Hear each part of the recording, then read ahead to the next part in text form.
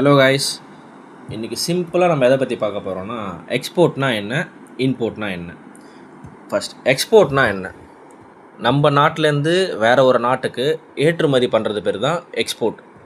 எதுக்காக ஏற்றுமதி பண்ணுறோம்?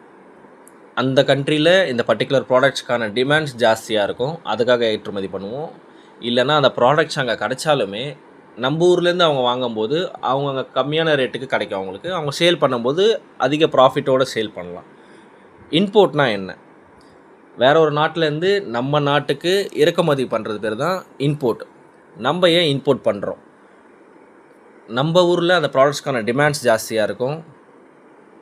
அதே ப்ராடக்ட் நம்ம ஊரில் கிடைச்சாலுமே அந்த ஊரில் கம்மியான காஸ்ட்டு கிடைக்கும். ஸோ நம்ம இங்கே அதை இம்போர்ட் பண்ணும்போது நம்மளுக்கு அதுக்கான ப்ராஃபிட் வந்து ஜாஸ்தியாக கிடைக்கும்.